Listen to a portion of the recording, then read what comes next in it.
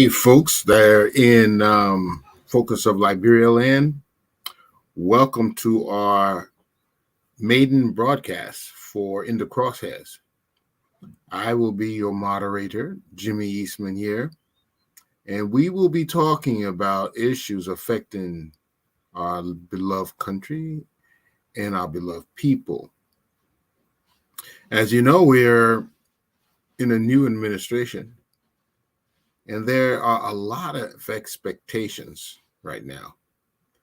Many are hoping that this administration will bring about the changes they sought, will bring about better education, will bring about better health care, will bring about better amenities and facilities for the people to enjoy.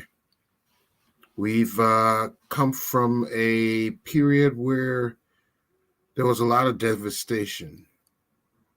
Major facilities were destroyed. The power system, the water systems, the educational systems. All these things have now to be restored. And though we have been making some progress over the years, there is still very much to do. And amidst this, we're finding that a lot of accusations of impropriety here. That is, that many feel that the money that we do collect is not being channeled to the right places. And that has become a concern for everyone. We've heard accusation of squandered opportunities, of repeating the errors, doing the same thing, expecting different results. And I think Liberians are all wary. We want to see something. So our hopes are up that this administration will be that change we all been looking for. There will be that new beginning that we've so much desired. So join us here because we're going to be reviewing all these things and we're going to be analyzing them to see if are we actually going in the right direction. Do we need to change course, navigate in a different way? So let's begin. We have a few interesting things going on in the news. I don't know if you gentlemen, if you saw this article in the newspapers.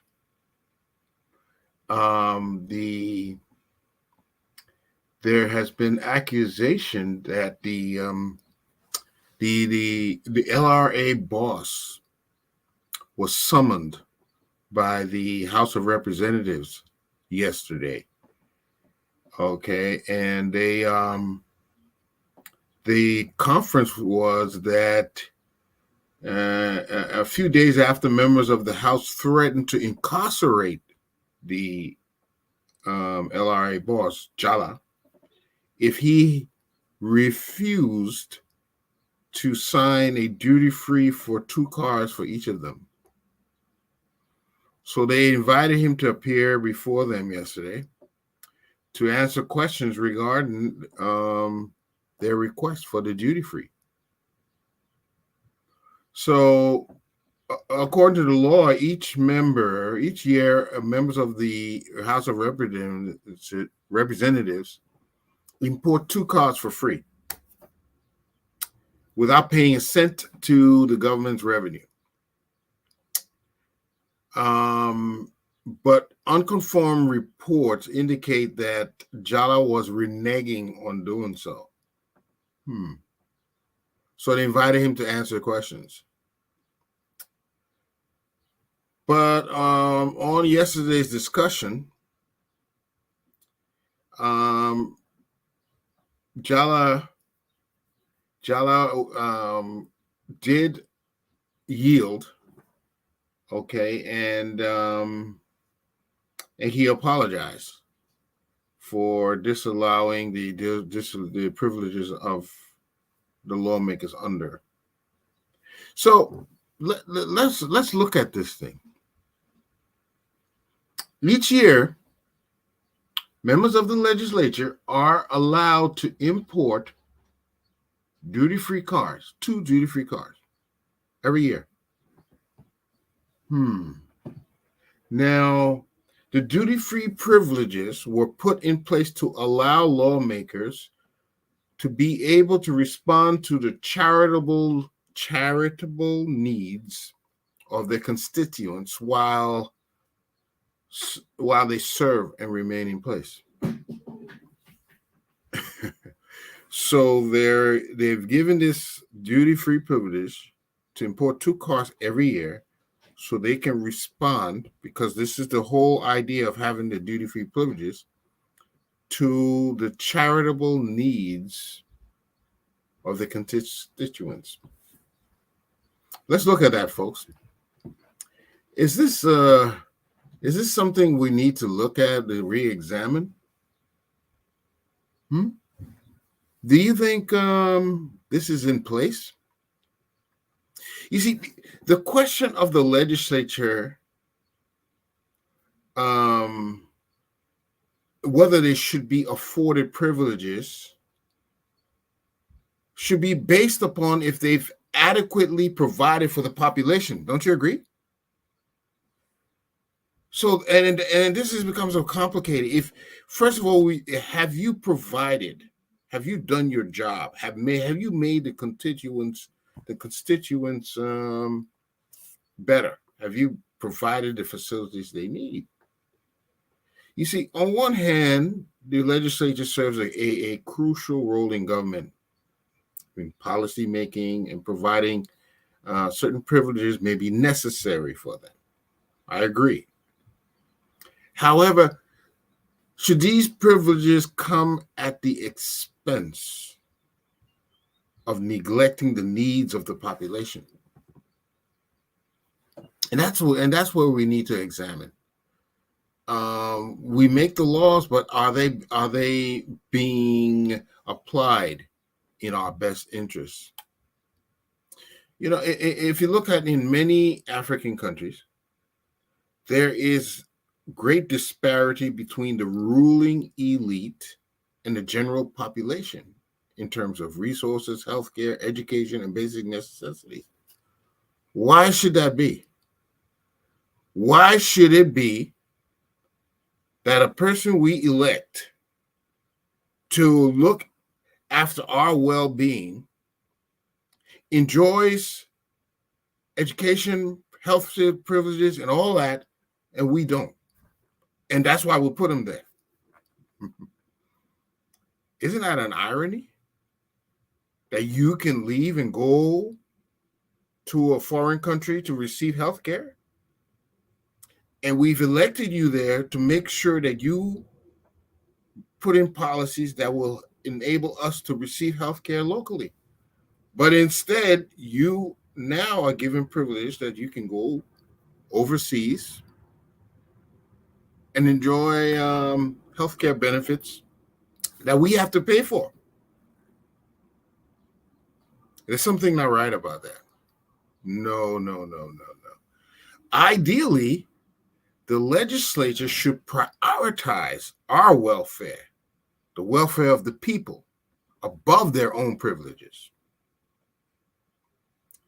This means that they should enact policies and promote social and economic development, investing in infrastructure, healthcare, education, and addressing corruption and the mismanagement of our resources.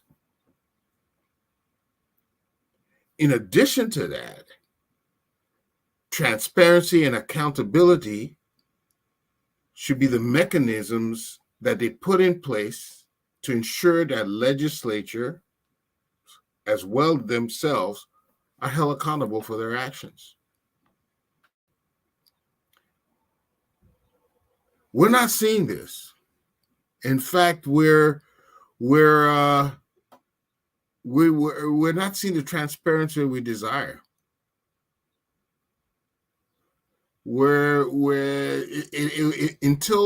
Until some senators like Dillon were elected, we didn't even know what went on in those chambers.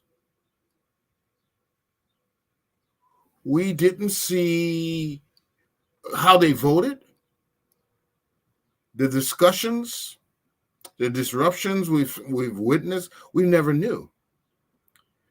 It should be apparent to us right now that transparency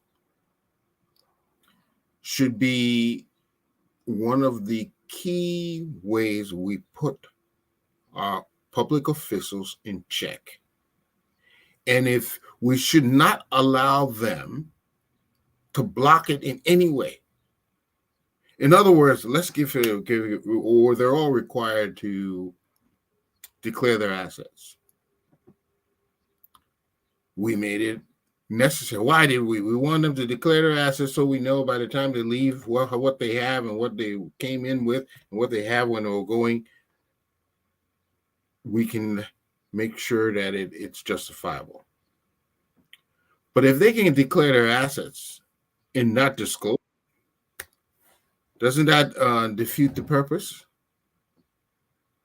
Yeah, so the only mechanism we have, folks, to make sure that our legislature, our public officials are accountable to us is transparency. That's all we have. Nothing else. So when we review anything we do, our policies, when we go after them, we have to go after they exposing everything they do. Nothing should be hidden from public eye. Transparency is our only key to making sure that we keep our public officials in check.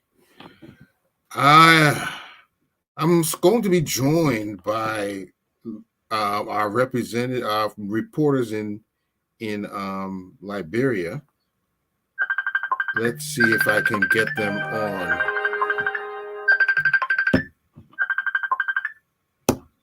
Let me see if I can have them join us so we can talk about, looks like there's something wrong with their mechanism. It's not their mic is not working, nor their camera. We had a few things that are going on right now in Liberia we wanted to talk about.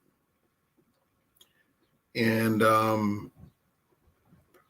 that is going to, when they join on, we'll get in. So let me conclude about this transparency thing. Our public officials, the only way we will have the necessary control and auditing, accountability on them is for there to be transparency. And until we implement this transparency, until it is implemented, we do not have control over them, and they will always be able to put a bag over our heads. So Liberians, we need, anytime we discuss, we need to ask for full transparency of everything they do. Here's a case in point. They allow to import vehicles under duty-free. What justifies that? According to the duty-free privilege, are allowing them to help their constituents. Charitable. That is these guys are paid more than anybody else in the country. They're paid more than the civil servants. So they already have that. They give an allowance for gas. The vehicles are bought for them every year. They have all kinds of amenities that they appreciate. And now we should allow them duty-free privileges that we don't enjoy, that we don't get. What justifies it? Because the only reason we justify their getting these privileges was because they were going to make charitable contributions to their constituents. Getting a free duty-free card, does that meet the criteria? And if it doesn't, why should we continue to allow it? Why should we allow people that we elect to serve us be afforded greater privileges than we are, even though we're paying them more than we get? What is the justification? And if we don't speak up for our rights, if we don't make these things right, they will continue to do it. Because we have seen that they are making policies that benefit them, not policies that benefit us. This is a travesty. How can they, that we elect, put in laws, put in policies that only benefit them? And they have not met our expectations. In other words, they have not provided for us. They have not improved our health care. They have not done all these things that we put them there for, but they give it to themselves. No, I think they're putting one over us. And the only way we can check that is if we demand transparency and review of every one of these privileges and policies that they've put in for themselves to enjoy. We're their boss. They're making it look like we're supposed to be at their mercy, but that's not right. Okay, so going on, I think I've beefed enough for the day. We're noticing there have been some appointments lately by the commander-in-chief,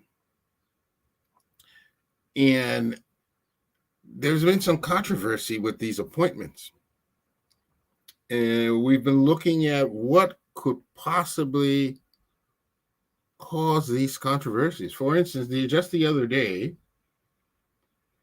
the president appointed someone at the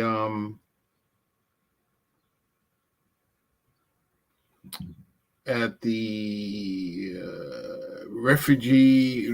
Refugee Resettlement Commission.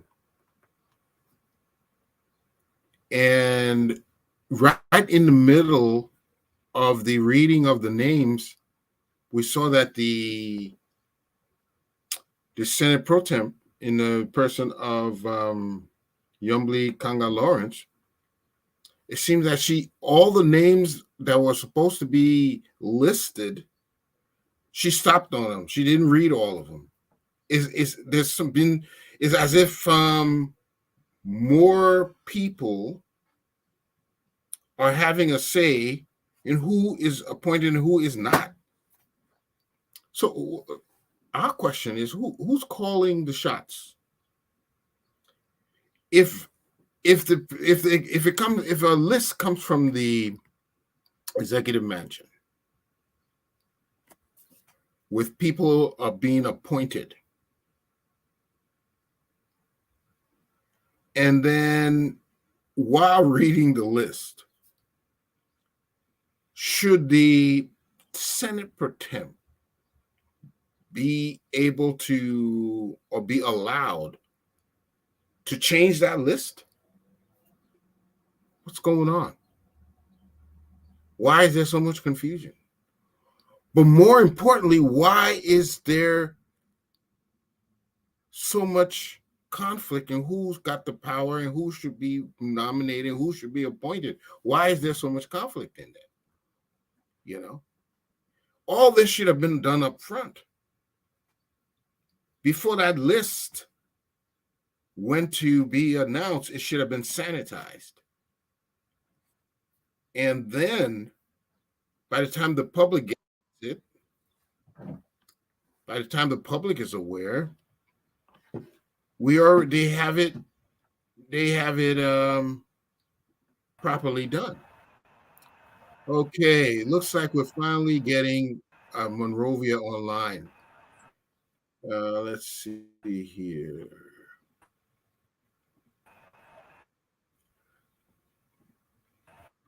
Hello. Hello. Can you hear me out in Liberia? Hello. Hello. Can you hear me? I'm trying, folks, bear with me a little bit as I try to get Monrovia on. Bear with me a little bit here. Let's see. Jeremiah, can you hear me?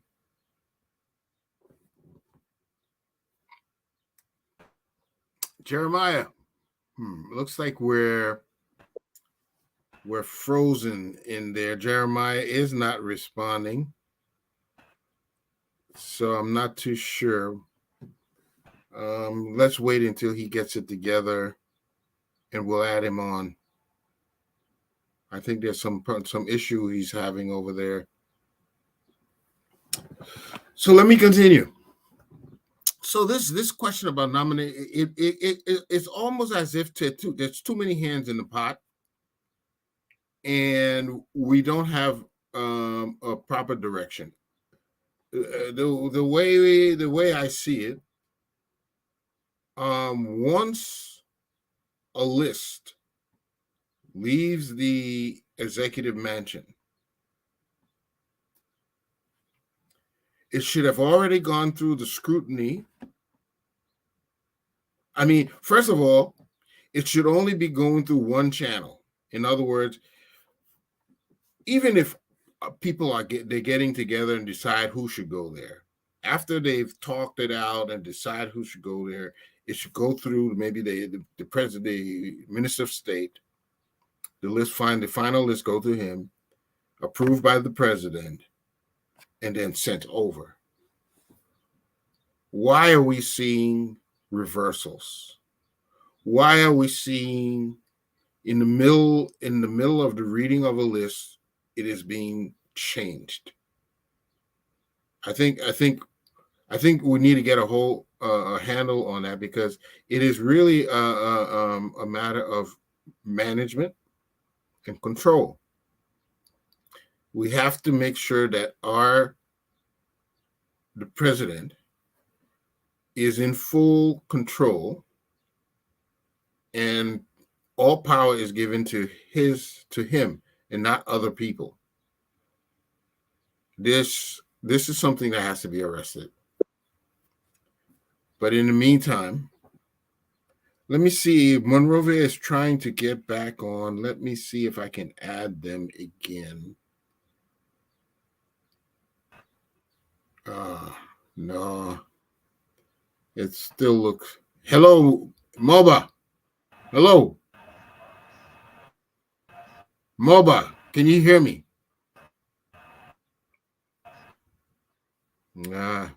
Anyway, later, folks, we're having problem. I wanted us to bring on our reporters in Monrovia so we can discuss more of the current issues. But unfortunately, we're having little technical issues there.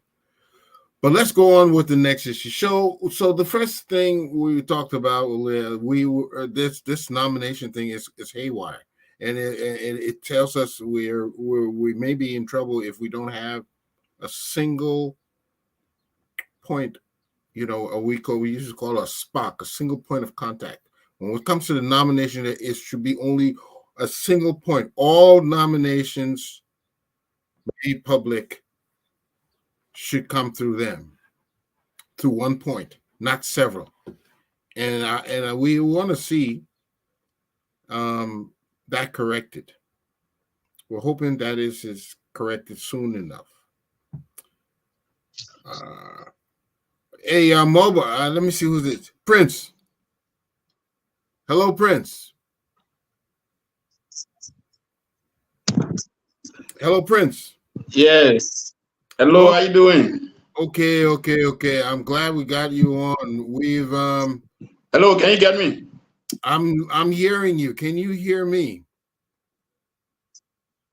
Can you hear me? Yeah, I'm hearing you. I'm hearing you loud. Yes, Very I'm good. hearing you. I can hear you loud. Okay, we see you and we can hear you. The camera doesn't look very clear, but we do see you. Yes, Travis. Okay. Yeah, So it doesn't look we've been going on for clear. 30 minutes now. What's the latest that you are Yes, let me hearing set up. in Monrovia? He is leaving. Hello, Prince. Okay, so the next topic we're going to be talking about as we wait for Prince. As we wait for All right. Prince. Yes. Prince, are you there? Yeah, I'm here. Sorry about that. I'm here. How you doing? Very good. Very good. We're glad you joined us. So give us the latest what you got on the ground in Monrovia. All right. So thanks. It's great to be here with you this afternoon. Basically, some of the things that are trending in the Liberian news in Monrovia. I'm speaking to you from the Liberian capital, Monrovia. As you know, the position is on, and the legislature has been working. They adjourned for the first session, but the budget is before then. Since the Buaga government came to power, the budget has not been passed. So the president last evening wrote the legislature requesting the budget to resume for 30 working days, beginning the 1st of April. That's going to be this coming Monday. And so that's one of the things being discussed in the corridor of legislature and around the street corners in Monrovia. Another thing is this revelation by Monterey County District Number 10 Representative Yaka Koluba, where he has alleged that the executive gave 4,500 United States dollars to some members of the legislature, specifically those who supported the Joseph Boaga quest for the speakership. And so that debate has also been around. Others are calling for the president to make a clarity as to whether the money actually came from the Ministry of States for presidential affairs, why it was not channeled through the Ministry of Finance. And then another debate we woke up with this morning is the appointment at the Liberia Refugee Resettlement Commission, that is the RC. As you may be aware, President Joseph Boaga appointed one Joseph Cooper as the executive director. Joseph Cooper has come to the Liberian Senate. He's gone through the confirmation. It just left with the Senate to either declare him confirmed or denied. But last evening, we saw a long list from the office of the president, again appointing one Patrick Wosu as executive director at that entity. Prior to last night's pronouncement, Patrick Wosu has early on gone to the RC on yesterday and met with the officer in charge or the HR of the entity, tried to present his letter of appointment from the president. In Liberia, we call it green letter. And so that debate came out yesterday. So it was confirmed last evening when the president finally released a listing. So that is a controversy. Those are some of the trending issues in Liberia. We can look at each of them if the time permits of us. Okay, let's start with the last issue. You talk about green letter. You know where that came from? Tubman. When Tubman was president, he used to write all his letters in green. You would get, when you get that green envelope, and the letterhead all in green. So you know where it's coming from. You know immediately when it comes from the president, right? It comes from the president. That is the origin of that green letter. And when he signed, when he used to sign, guess what color he used to use? Green. Yes. All his signatures, all his papers were in green. Okay. I'm adding Jeremiah Mobile to the Jeremiah Mobile. Do you hear us? Can you hear us over there? I think we're still having technical issues with Jeremiah. So until we resolve that, I'm going to remove him. Okay, let me remove him from there. Okay, so let's continue. Let's go on, Prince. So that's the origin of the green letter. It coming from the president. But so if this man has a green letter, what kind of letter the first man had? He had a white. It was white letter. Why? He also had a green letter. He also had a green letter because that is a prerequisite before he even appeared before the Senate for confirmation. And he appeared before the Senate committee on for confirmation, and then he went through the process of confirmation. So he also had green letter from the president's office. So what is the? I mean, who have we asked? Because we will expect that these letters emanate from the Ministry of State, right? Exactly. Okay. So have they responded to why is there a duplicate of appointments? Has anybody been able to respond to give us an idea? So we haven't getting anything from the office of the president, that is either from the Ministry of States for Presidential Affairs or the press secretary to the president. No statement yet, no official statement yet as to what's actually going on. As you may be aware, this is not the first time. I think you followed the story with the Ministry of Health, where one Martha Morris supposed to have been appointed as Deputy Minister for Administration.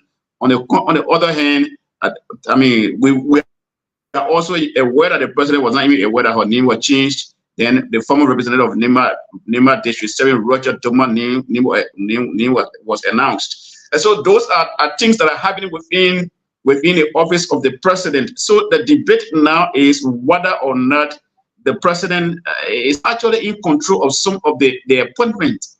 Because like you asked me, if our prince will ever appear before the Senate for confirmation hearing, it means that I must submit that letter to the senators. That is a prerequisite before I can even sit before them for confirmation hearing.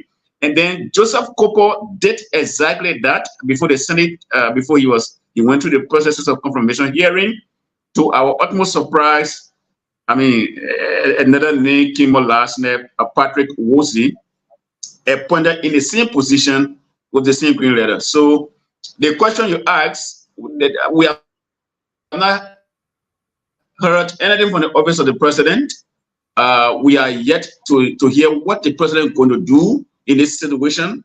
The two Liberian citizens that have the right to work in the country as provided for by the Constitution have been given letter from the president's office, and then two persons cannot occupy one position. So until the office of the president speaks, up to now, how it is. So the question is, who is running the show? That's what it sounds like to me. Who is running the show? And this becomes very confusing because let's say if there's an order sent to the Ministry of Defense or the Inspector General of the police force to enforce an order, then somebody else comes and send another counter order. How will they be able to know the authenticate which one is correct? This, as trivial as it may seem, because this is appointing, but if this was a security situation, how will our security forces authenticate the actual desire of the president? How will they know? So, and this is why it is important that we had those kinds of conversations so that we can, we can know exactly what is going on. You know, this is our country, this is Liberia, and what we do here is been, it's been monitored across the globe. So it raises more question if the office of the president, would be, I don't know whether it's a mistake or whether it's deliberate. It raises more question, and I think the only thing the office of the president can do through the press secretary is to come up with a statement what is going on, because this is, like I said, this is not the first time. Even as you may be aware, there were other appointments made in the judiciary. Those appointments have been withdrawn. Laviat Good was appointed. For litigation. That appointment been withdrawn by the president. We do not know why it's happening so. And so, we all we can say is to play our part as media practitioners, and the rest will be left with the code of public opinion in the president's office. He has to speak out. Yeah, but this is something that is alarming, and it is something that this administration should prioritize. Get it together now. We can't have conflicting orders coming from the executive mansion. And I think if this should be above all, because nothing we can do until we know there is only one source, one source of order from the executive mansion. It shouldn't be two. Nobody should have the authority to be able to change a presidential order or presidential directive or presidential appointee other than the president. So we're advising whoever is pulling the shots over there that we want to hear a unison in directive from the president. Now let's go to that other topic that you mentioned first. Yeah, thank you. So before we go to that, just let us say this in line as it relates to the first discussion. This is too early, and this is not a good sign for the presidency. You cannot be making appointment or names cannot be in a public. Then on the other hand, people I do not know whether, like I said, it's intentional. It's too early for the presidency to be those kinds of mistakes to be made where two presidents will go at an entity at the same time with the same position. If the president is listening or has been the local media and even other international stations that have been discussing it, he needs to take charge, because that is what Liberians expect of him. President Boga needs to take charge. This is not something that should be coming even from the office of the president. I just let to say that. Yeah, he yes. Definitely. In fact, if he doesn't get this together, we're going to have more problems ahead. The Liberian people, one of the things they admired about the president was that he comes with 40 years of experience. Yeah, 40 years of government administrative experience. So the first days with this type of confusion, it kind of puts a blemish on that experience. How come this is happening?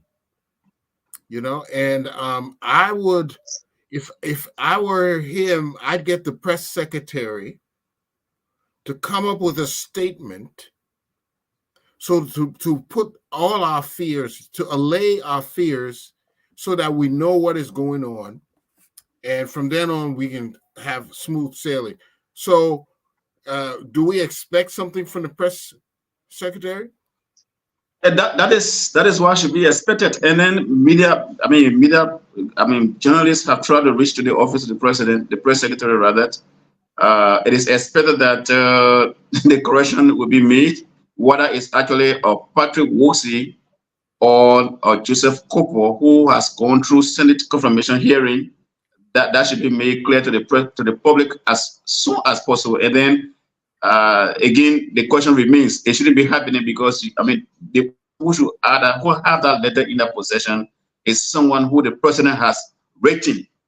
So then you're telling me that someone else is doing the president's job when it comes to appointment. That is why we get in here. Yeah. Apparently, that is it. There should be the solution is not challenging. There should be any nomination the final nomination only come from one place, and once he establishes that, no matter who is in nominating who or suggesting, it has to go through one place and come through that one sole place. It's not a difficult fix. All you have to do is designate who all nominations come through and put an end to that. And when it gets to the Senate, because here is what we're hearing, Prince, that the list went to the Senate, but the Senate Pro Tem did not read all the names on the list. Yeah. So it looks like they're power brokers all over. So I send you a list. I say, Prince, here is the people I'm nominating. Then I put in Dennis John name all on there. And then when it gets to you, you leave Dennis John name out and only call 2 people name on the list.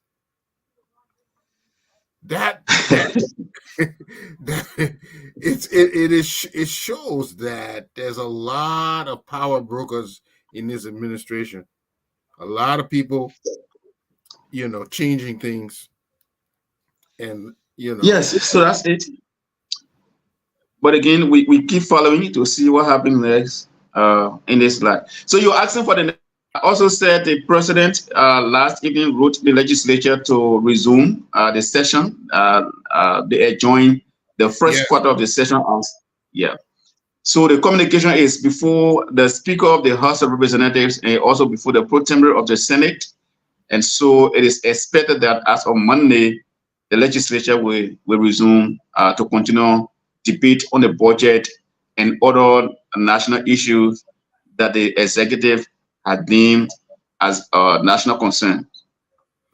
Right. So they're calling them back so they can approve the budget, because guess what? We in the year, I know there was a temporary stopgap approval of 41 million or something like that, so that at least the government can function, right? Pay salaries and whatnot.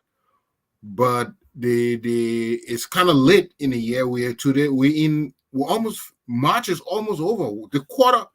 The first quarter is almost over, and we still have not approved the budget for 2024. So that is challenging. Like you said, as it stands, I mean, civil servants should be expecting a salary for March. In fact, salary for April was delayed because the budget was not passed. And so it is important that the legislature comes back to ensure that the budget is passed, because like you said, about 1/2 of the budget was used, the 41+ million was used just for February. So as March is coming to an end, the budget should be acted upon as swiftly as possible so that those who are working can get a salary. But something that I'd like to bring to your attention as we go about with the discussion, maybe you'll talk more about that, is I think you used to follow the debate from the legislature where staff who are working here in the offices of lawmakers and even in the central administration agitate will go on protest, that they call their bosses back to work. The way government will call them back to work. And then they who are the staff will not get paid. Remember now, when the president calls the legislature back to work, he pays them for the period, whether that 1 month, whether that 2 months, he pays them for the period. But unfortunately, for the staff who work in our various offices will not get a pay. I mean, they won't be paid. At the end of the day, they will go to protest. So I'm just reminding the current leadership, mainly Fonade Kofa, who is the Speaker of the House of Representatives, that those things that people voted the George Weah government out of office for should not be repeated as they come back on Monday to continue debating on the budget and other things. The staff will come along with them. They also should be paid just how the lawmakers is going to be paid. Excellent point you brought up. just before you came on the show, I was talking with our audience that we are electing people who are only serving their needs, making policies to serve their needs. For instance, they got healthcare, they got vacation, they got all kinds of stuff. But we, who they're working for, we don't have any of these things. And we put them there to establish policies for us to benefit, but only they are benefiting. Now, here it is, another example. When we call them back to do their work, because this is their work, they don't work every day like the rest of the civil service. They don't work 24/7, 5 days a week from 8 to 5. They work barely 2 days a week when they're in session, and then they go on vacation. Now we're calling them back to do their work, and we have to pay them, but the office people who have to also work will not be paid.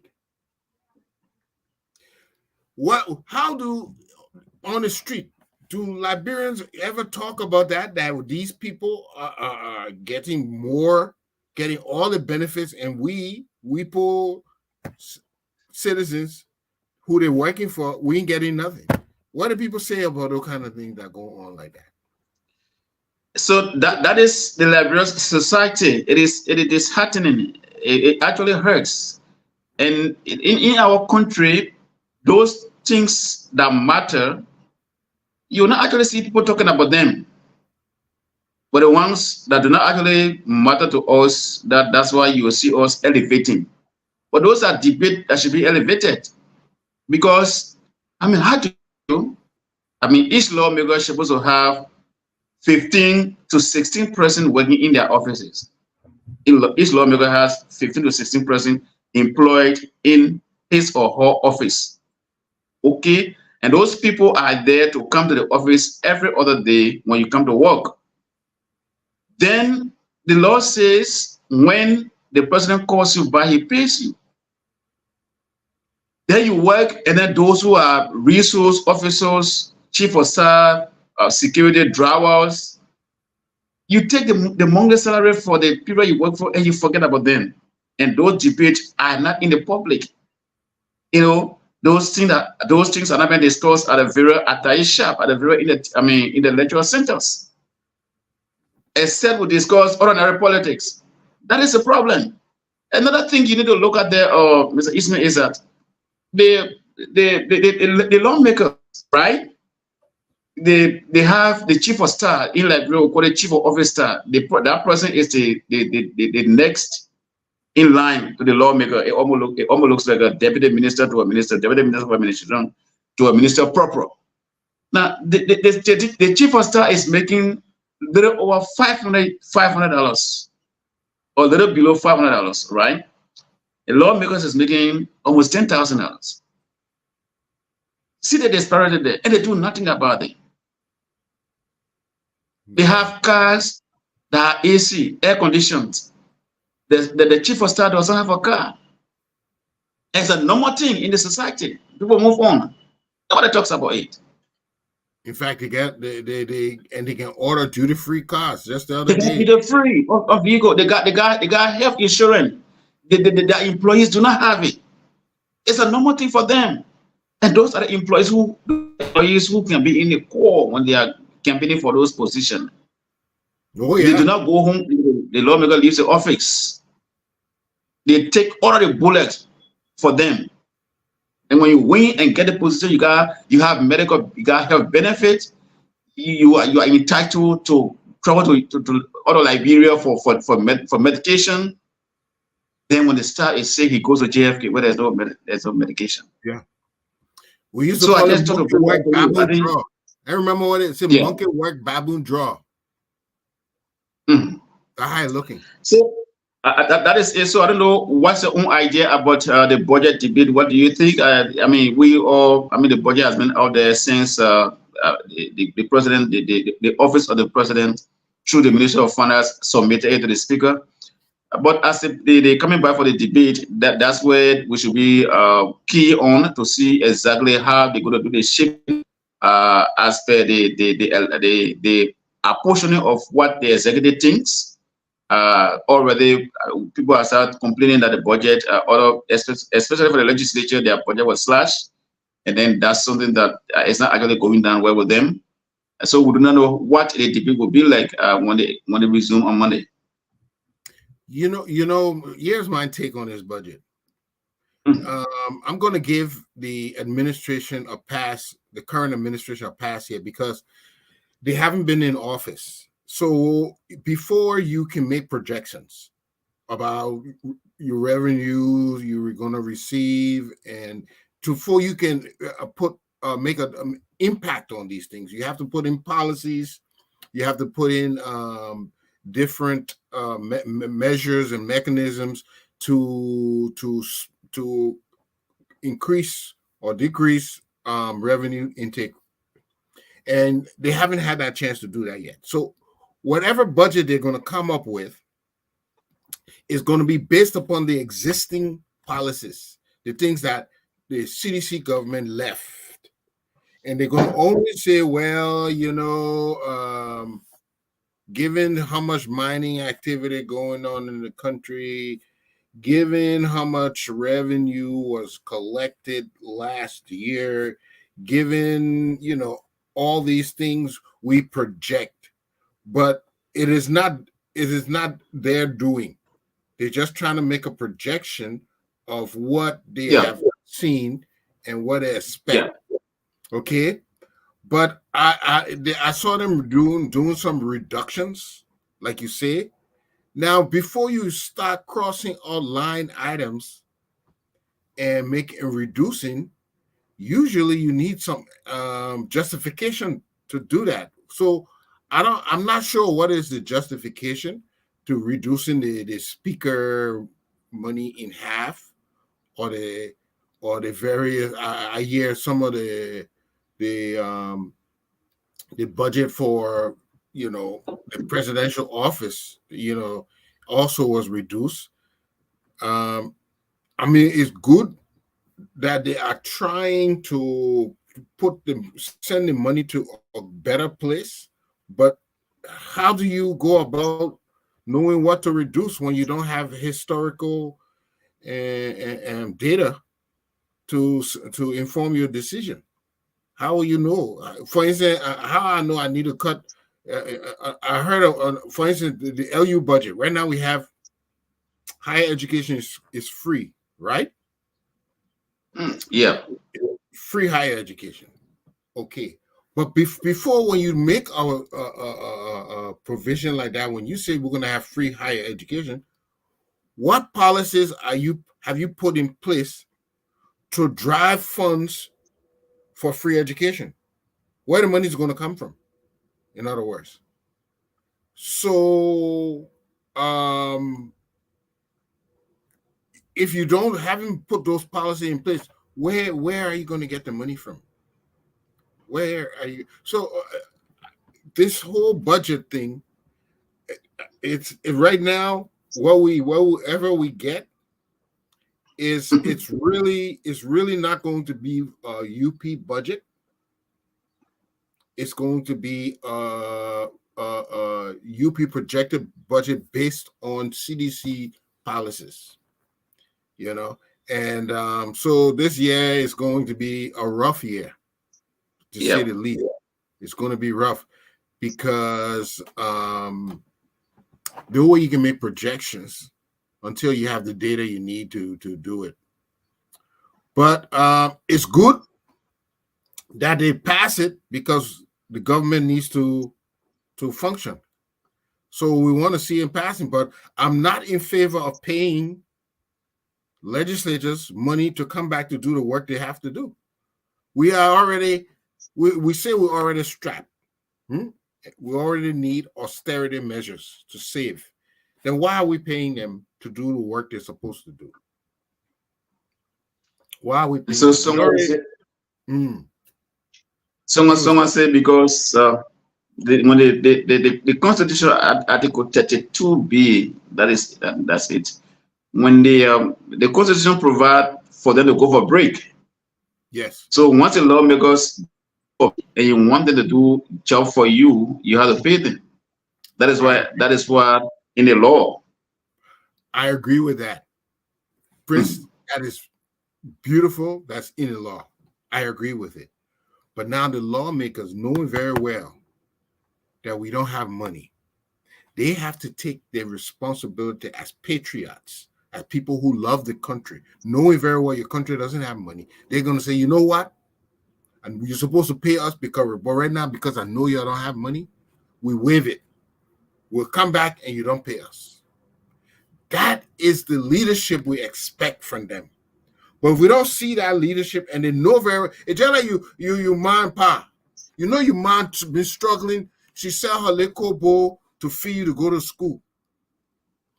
Then you went on, you came back, on vacation. Then the money for you to go back to school, you say your mama give you the same money very well when you know she can hardly make ends meet. And you would just say, man, just give me my transportation, let me go. You don't gotta give me all the I don't want. You just give me my transportation, let me go. You feel sorry for your mom, right? Because you know she's struggling. But we're not getting that. We supposed to see that kind of leadership, from them. And if they don't want to do that for us, their own Liberian people, that means they really don't care about us, about the government being strapped. They don't care. Because if you really care about your money, you say, man, just give me my transportation money, I will go. I know you're cashing it. That's how you would do. But let's go to the other topic, Prince. Yeah, the next one here is this is also training. Representative Yaka Kolba, who you know very well that he is controversial. He supported Joseph Boakai during the campaign, and then he also voted for Reggie Kuhn to become Speaker of the 55th Legislature. But sometime last week, Friday, he had a press conference. Revealing that the Ministry of State for Presidential Affairs, gave out $4,500 United States dollars to 31 members of the House of Representatives. Those members are lawmakers that supported the Joseph Boakai quest of the speakership. And the reason for the money is to appreciate them or to finish their offices. So Honorable Kolba feels that that was not the proper way. If the money is meant for them, it should have gone through the Ministry of Finance. If it is a gift, it should be laid before the legislature. That, according to him, if it is a gift and then it's in our tune, it violates the code of conduct and then it warrant an impeachment on the part of the president. So that is the biggest debate now in the area of the legislature. So the money of $4,500 per president to the one president, if you do the calculation, you know how much is that. And I'm also being reliably informed that other members of the House are saying that since the president can give that amount of money to few members of the House, they too will be demanding for the president to give their portion of the money. If not, they're not going to pass the budget. That is just something I'm reliably informed about. And so that is the debate. So that's how it is. And I'm told they had a meeting yesterday as a local hotel here in Monrovia. That is the black from the Fernando Cover side. Those who did not support Richard Kuhn and who were left out of the 4,005, they are actually demanding their share of the money. So that is something that has been trending in Liberia. Wow. Yeah. Well, they say a house divided cannot stand. And we are already seeing fissures of division. The wall is breaking small. First of all, was this money, is it a gift or is it a loan? And even if it's either, why wasn't it across the board? I think that's the first mistake. It should have been across the board, not only for certain members of the legislature. If they wanted to do it like that, it shouldn't have been emanated from I understand it comes from the Minister of State. Minister of State. Minister, the president's office. If it were coming from the Minister of State, then it should have been across the board, not for select members. That will definitely cause a division amongst the ranks. Why?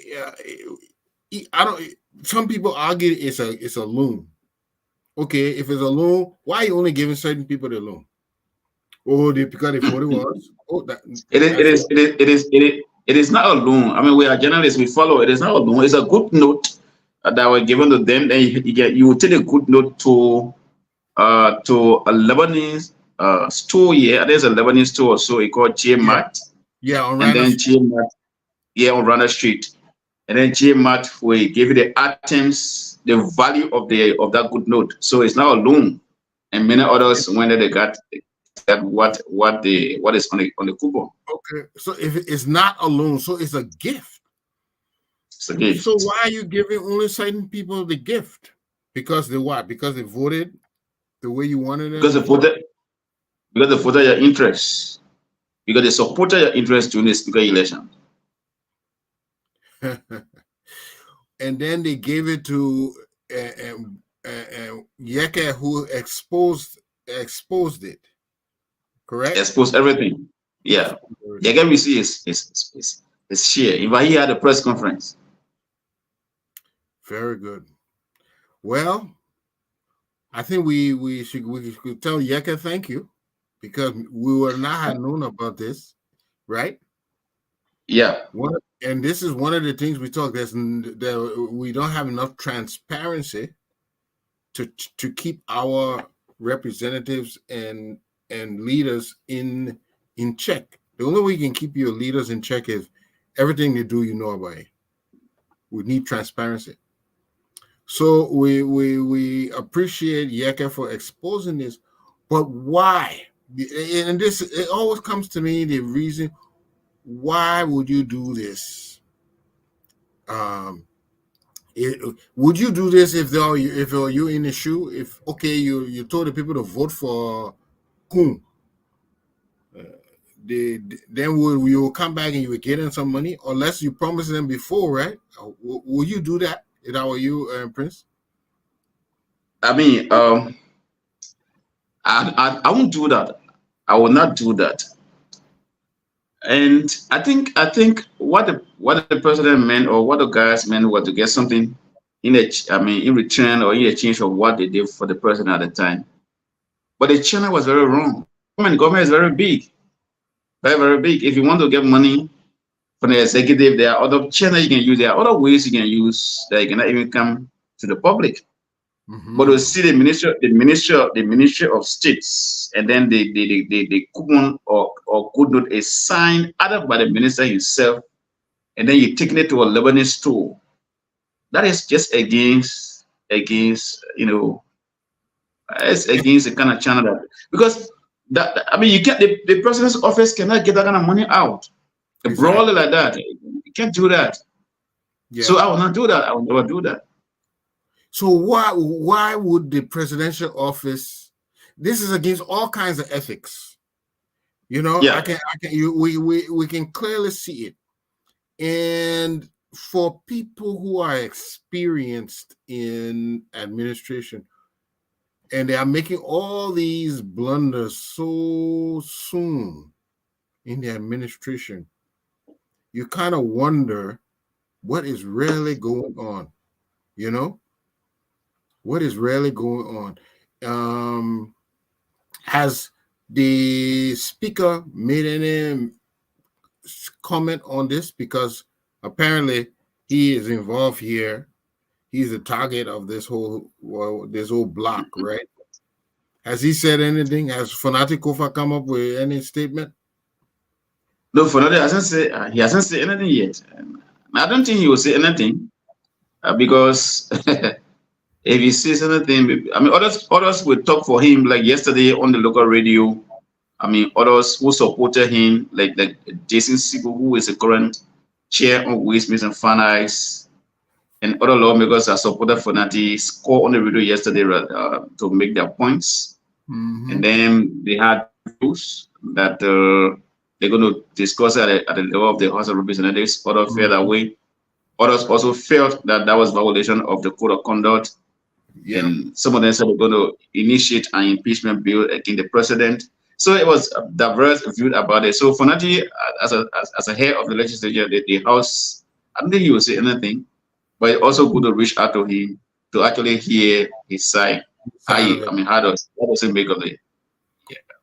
So a lot of the main person who's supposed to be policing violations of code of conduct and ethical violations is the ombudsman.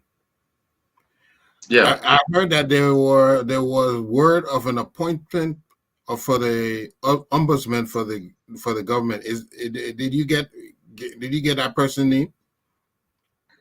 No, but I'm the person has made an appointment that I'm going to follow up. Follow up. Because they're the ones supposed to be responsible to police all violations of code of conduct and ethical travesties, right? Transgressions first. And we went to that man needs to take office. I don't know who they have in mind, but it's a very important. I think if that man was in office by now, that he or she had taken up their assignment by now, I think these issues would have been addressed quicker. Because right now, who will address this issue? Where is it? It's not. It can't go to the judicial because it's not a court. It's not. So who will address the discretion here of the Ministry of State? Yeah, who's going to? That's why I asked you if Fonati Kofa had said, because of the House has its own ethical committee. I'm sure, who can at least weigh in on whether this thing is something that is punishable or should be addressed in assembly so that it doesn't repeat itself. So we wait to see what happens. Maybe when the House resumes, the president has called them by, and they are expected to resume work on Monday, which will be the 1st of April. We hope to see whether somebody going to have a communication on the floor of the plenary to investigate their colleagues as to how the money came to them and for what purpose. Maybe because there's a committee at the legislature called Committee on Rules, Order, and Administration that investigates other concerns raised, but allegations, accusations on the colleagues, and also on ethical conduct of a colleague of the House. So we hope to see what happens when the body resumes. But as it stands, the Speaker hasn't made any official statement on the issue yet. Wow. Okay. Well, we're looking to see that all these hot issues, and what are you hearing from the opposition? Has the CDC weighed in on any of this ethical? Oh yes. This is something. Obviously, this is something that the opposition will run with. The issue with the appointment of two persons or replacement of names of individuals at entities at the same time, and then the 4,500 issue that we just talk about. Those are issues the opposition is running with, and the opposition will always use situations like this, to put the government on the spot. And so it just a kind of elementary mistake, for lack of a better word, on the part of the United Party government to be making no kinds of mistake. Like I said, government is very big. If you want to eat money, there are other ways you could have given the money to the lawmakers that you think they are your confidants in the legislature, but to make it broad like that and they not go to the channel, it's something that the people on the other side, the opposition will run with. Another thing, there is Another thing that the opposition is actually running away is the issue of appointments of people in government positions. So now the letter comes from the president's office, the appointment is withdrawn, and then names of people to go to fill other position, and then they've been denied of that. All those kinds of things. And those are things that on the other side of the device, it's been debated from the opposition angle. I think our other yesterday, the day before yesterday or so, the former president had a meeting with some member of his party. And he told them they've come together. It was time to come together to critique the government. And so, yes, those are discussion in the corridor. Very good. Very good. Well, Mobile, it sounds like you're going to be busy for the next few days. Yes, I will be. Yeah, so another thing I just like to bring out is important for our followers, our viewers. In Riverside County, there was a mudslide there that led to about 10 people there now, and then surviving still try to check as to what are their other survivors. It took place in Riverside County. We're trying to follow up on our story. There's undermining gold work that has been done there. People are finding mineral in the ground, and they undermine the earth. And when it collapse, I mean, the landslide can be bad. So it happened sometime in Nimba, I think that was in 2019 or so. It has also happened in Riverside. And then we are informed that 10% have died. Yeah, I remember the Norway thing that happened some years back where the whole town was buried. Yeah. So this man must have they been? Exactly where I have people. Some of people from Riverside, Moa district. Did they say exactly where it happened? Yes, the area name of the exact location is not mentioned, but it happened somewhere as at a mining site in Riverside County. So the place name is not mentioned, but I just got that information that there's a mosla there and 10 person died.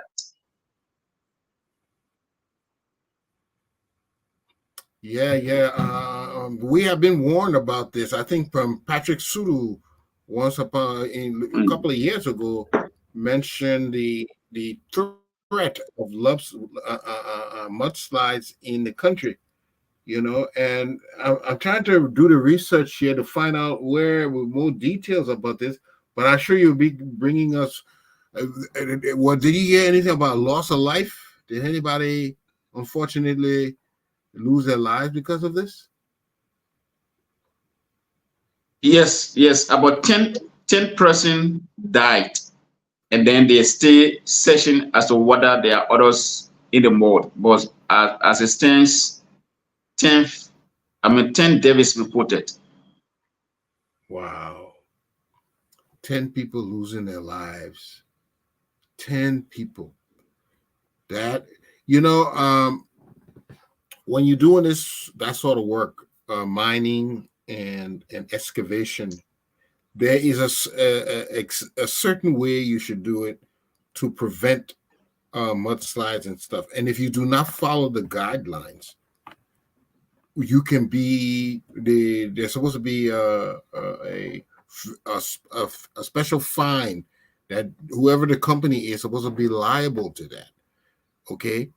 And we have a history of not following up on the companies responsible for that. So this thing that happened, I don't know if it would be the EPA or Lands and Mines, or who would be the body responsible to make sure that those families, the loss of lives, that those families have experienced, that they will have somebody addressing those issues. Our people, all our institutions, all our representatives are supposed to protect us from things like this. And when things like this happen, and if they don't come to protect us, I mean, they're not doing their job.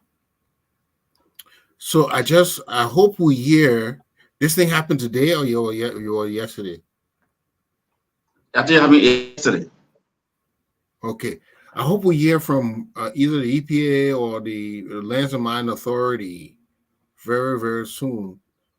And speaking of Lands and Mine, I hear there was a protest over the new appointee to Lands and Mine. Is that true? No, the minister appointed took his seat already. He took office. He took office already, and then there have not been any agitation there as I'm aware. Okay. I haven't heard anything about protest at the Ministry of Lands and Mine. Okay. Well, he's got his hand full. He's got his first disaster on his hand. Let's see how he addresses the issue. And that is something very important. The kind of mining that is going on in Liberia, all over Liberia is very bad. I think the Ministry of Mines and Energy needs to step in. The legislature also has to be responsible for that. The Committee on Mines and Energy, Natural Resources also has to move in, because people will just go some part of the country without the proper document from the Ministry of Lands, Mines, and then they are doing illegal mining and they are doing honor mining, and they go, and then at the end of the day, it results to the loss of lives. So the Yeah. government, the minister needs to move in. I will try to reach to him tomorrow. I will call him tonight, send text to see what can he say to that, what are his plans, and as it relates to how we can curtail or control this. And I'll I think also try it's to reach the Honorable committee Pay, on right? mining. What's his name? Honorable Pay, right? Yeah, Woodmont P. Honorable Pay. Well, this is the Yeah. first. We want them to address it. You're right. And this is one of the, as I'm told, this is where we lose a lot of revenue for the country. A lot of illegal mining. A lot, and it's not only they being illegal, but they're doing unsafe, and hence resulting in the loss of lives. This is one of key area that if Liberia gets the handle on it, and it can control the extraction industries, and we don't allow people to simply do anything willy-nilly, there is a lot of potential there, but we have seen a lack of government making sure that they put this thing in check. We've gotten several reports, but we don't understand why there hasn't been enough government effort to put this in check. What we noticed, they had this similar problem in Ghana many, many years ago. They were mining gold and bauxite. And what the first thing that Jerry Rawlings did, he put soldiers, everything at these government mining things. He didn't let people go willy-nilly and be mining. He stopped it. The first thing he did was make sure he exercised strict control of anything coming from the mines. And that made a big difference. This new administration, I believe, with Honorable Wilmer Pay, they have now the opportunity to stop the bleeding, where our resources are not being exploited. We have companies come, we don't know what they're taking from in the ground, what they're exporting, because I've heard all kinds of horror stories that the people take anything. They come for rocks and they take the gold, they go to diamond, they take everything. They say the mining sand, they take when anything they find, nobody's checking on them. So this is a great opportunity for this administration to put a stop on one of the worst leakages in our resources. I hope to see that. I hope we can see that very soon. Yes. Thank you for that report, Prince. I know we almost coming to an end to the show right now. You want to wrap it up with a few more items? Yes, so far so good.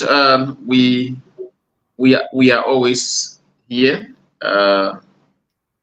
in making sure that we inform the world mainly our Liberian citizens who are outside of Liberia, on things that are happening here. Because Liberia is everyone of interest, whether you are in Liberia, whether you are in the diaspora, your interest is this country. So yes, we're here and we're going to be following up on some of the things we discussed today. Like I said, we're going to follow up with the Ministry of Mines and Energy. We're going to follow up with the Office of the Press Secretary to see whether or not the information we're getting about the conflict at the El Triple ROC is true or not. We're also going to be following up with the Liberian Senate to actually see, to authenticate whether the listing that came for confirmation or the listing were not read as they came. Maybe if they are ready, they would have sparked up whether Joseph Cooper's name was not there or so. So thanks for having me on today. We will always do this in ensuring that we provide the best information for our people in and outside Liberia.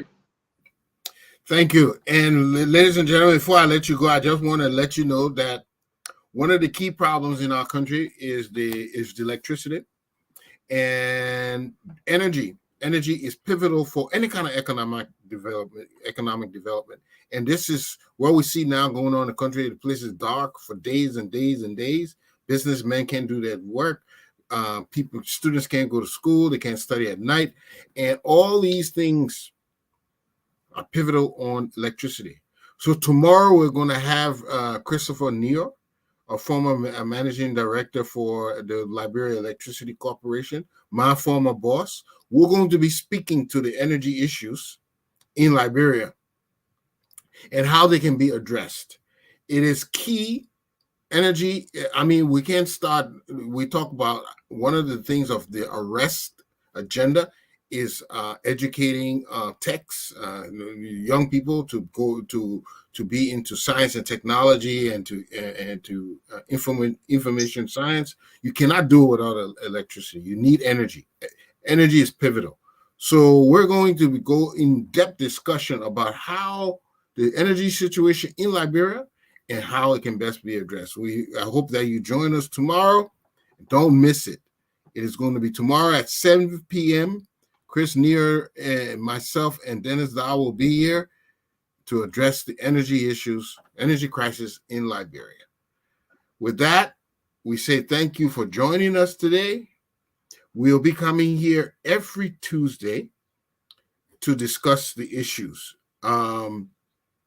Where we also have other shows on Focus on Liberia, and as you know, we give you a different look at the news in Liberia. What is existing? No, not political. We don't have a political agenda. Our agenda is a national agenda. We only want to see what's best for Liberians, what's best for Liberia, not a particular political party. We will want to hold everybody to the fire. When somebody's doing well, we'll say you're doing well. When somebody needs improvement, we'll say you need improvement. And we bring you these sober programs that we are hosted by professionals in their field so that you can benefit from sound reasoning through expertise and through people who have been around for a while. So tune into Focus on Liberia. We have so many programs like this that where you get the authentic, factual information. With that, I will say from Prince, thank you for joining us today, and we'll be back here next week Tuesday, and bringing you more live coverage from LIB. Thank you again, Prince. And we see you. Thank you so much. All right. Thank you. We are